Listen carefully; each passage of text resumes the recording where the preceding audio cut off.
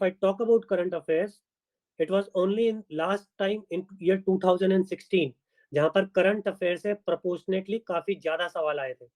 उसके बाद से क्वेश्चन आपके स्टैटिक से बहुत ज्यादा आते हैं, पहली बात। दूसरी बात, अगर आप करंट अफेयर पे काफी ज्यादा फोकस रखते हैं तो आपको डिस्प्रोपोर्शनेटली काफी ज्यादा एफर्ट करना पड़ता है, और अगर आप अपने स्टैटिक को सेक्रीफाइस करते हैं तो इट बिकम्स वेरी डिफिकल्ट।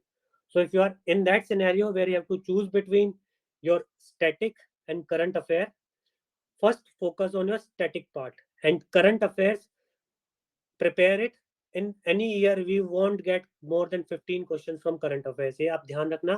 और यूपीएससी का अनप्रेडिक्टेबिलिटी नीचे रखने के लिए किसी एक साल वो करंट अफेयर बढ़ाता है, उसके बाद it is not giving that much current affairs.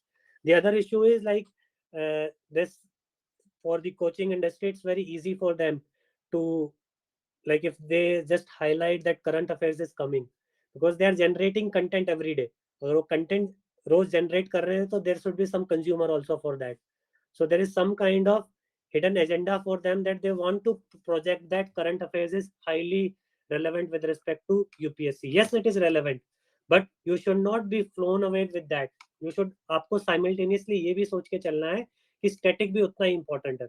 अगर मैं दोनों का, अगर आपको एक लिहाज से अगर मैं आपको कंटेक्ट समझाऊं, see if you talk about the requirement of the service that you will, आपकी दो रिक्वायरमेंट है। एक रिक्वायरमेंट है ब्रॉडली कि आपका एक डिफॉल्ट नॉलेज लेवल होना चाहिए which is acceptable to understand things happening around you, and second is you should be always so an aware citizen who knows about what is happening in and around the country, so that you are aware of the challenges that we are facing।